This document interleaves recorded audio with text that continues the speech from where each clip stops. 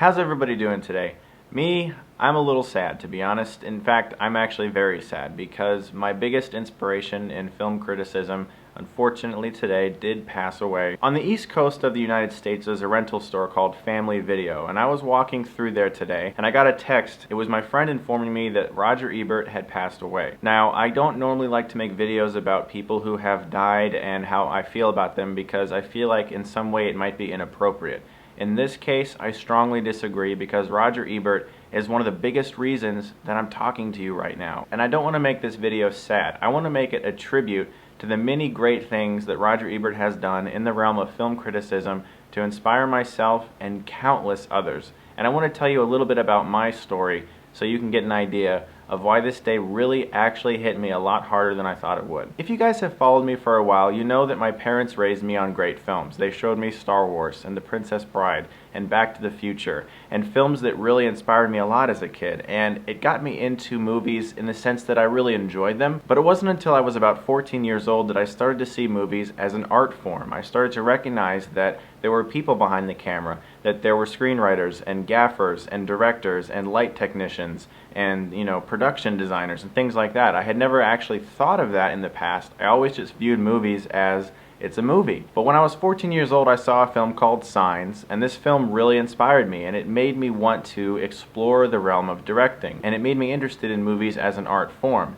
And I remember I went home that day and I started actually looking up reviews for the movie Signs, and I had never done that before. I wanted to know, were other people affected the same way that I was? Were other people inspired the same way that I was? Were there other people out there who saw the same film that I saw? And I came across Roger Ebert's review of Signs, and he gave the film 4 stars, which is his highest rating, and he went on to talk about M. Night Shyamalan's use of suspense and the building of tension in the film, and he likened it to Hitchcock. And that made me start thinking, hey, my mom showed me Rear Window when I was younger, and I had seen Psycho at that time, and I remembered, oh yeah, that's right, Alfred Hitchcock is a really good director.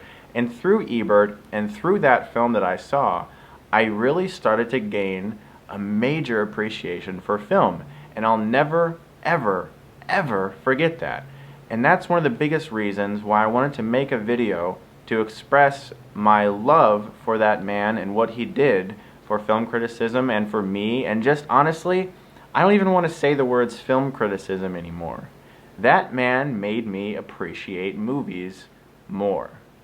Thank you for doing that, Mr. Ebert. But as I grew older and into my teens, I started getting really into short filmmaking, and I made quite a bit of shorts as a teenager, and I really got into the idea of being able to produce movies and actually somehow affect someone else's emotions. When I realized that I had the ability to take video and audio and combine it in a way that created an emotional response, whether it was laughter or fright or tears or suspense. When I realized that that could be done through film, I suddenly became extremely engrossed in it, and I love the idea of examining movies and making my own, because I really enjoyed seeing people's responses, and I enjoyed putting people on some sort of a ride, and I made quite a bit of films as a teenager. I did every single cliche you could think of, the killer outside with the knife, the fight scene that is horribly choreographed. My first few attempts at dramatic dialogue were just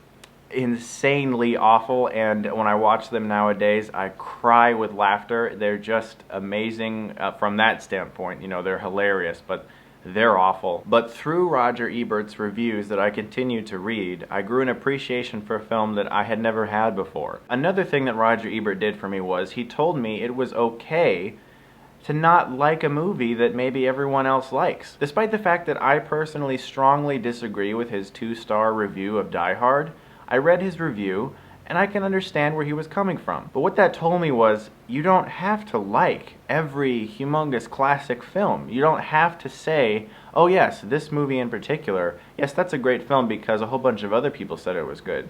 You can form your own opinion and still make sense of it. And that's something that Roger Ebert taught me that no one else did, because most film reviewers are afraid to admit that they maybe don't like a film that is virtually praised and loved by all. Roger Ebert was not that film critic, and I strongly respected him for that. But he also was not a film critic that was afraid to give a positive review to a film that maybe a lot of people are loathing or that a lot of people are hating on. Because one of the biggest things that Roger Ebert taught me as a film reviewer was to view a film from the audience's perspective of what they would like to see or what they're anticipating, and does the film deliver on that level? Or are you sitting there as a film reviewer expecting it to please you in every regard? Or are you recognizing that not every film is designed to do that, and certain films have an audience, and those audience members are entitled to want what they want out of a film?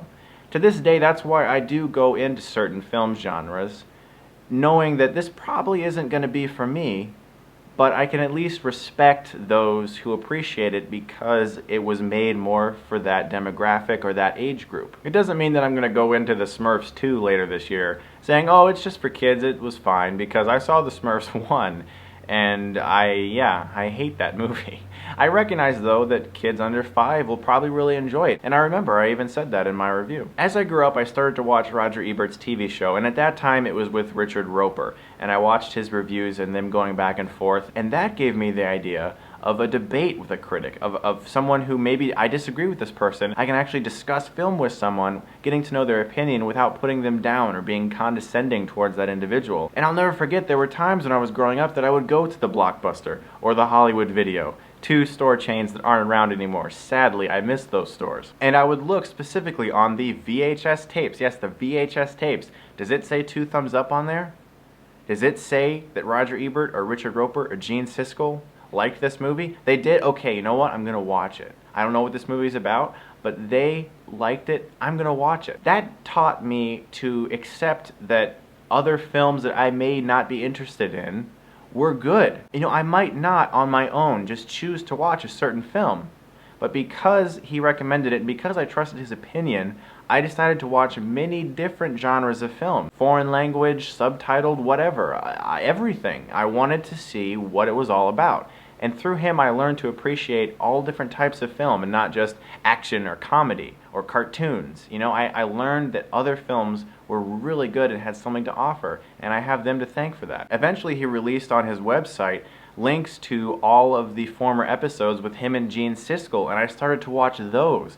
And one of the first ones I saw, and one of their most entertaining ones still, was their review of Jaws: The Revenge.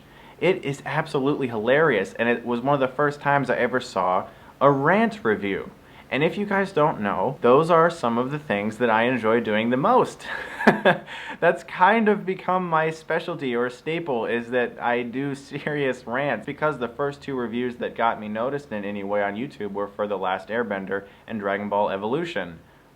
But through Ebert and Siskel and watching them rant about how the shark followed the Brody family around and how this family of sharks is actually hunting the Brody family and how hilarious that was to them, got me the idea of, you know what, I can actually make a rant video but keep it lighthearted and funny. I don't have to just sit there and be angry all the time. I can actually make it funny and comical, and I have them to thank for that as well. So despite the fact that I am sad that Mr. Ebert has passed, I want to thank him for the legacy that he leaves behind, for all the things that he's taught me as a film reviewer, and for the continual inspiration that I know I will receive from even reading his past reviews and from seeing the videos that he did in the past with Roper and Siskel. I know that I'll continue to be inspired by that man forever. I'm also very interested in knowing if he had written any reviews before he passed that aren't published yet because of some studio embargo. I would very much like to read them. I just want to say again, thanks to Roger Ebert, because he really honestly is one of the biggest reasons that I'm talking to you guys right now. And I hope you enjoyed this video, and I hope that you enjoyed this brief tribute to him. I'm going to lay off my signature catchphrase because I feel that it's too comical for this video. I just want to tell you guys thanks very much for watching, and I'll see you again very soon.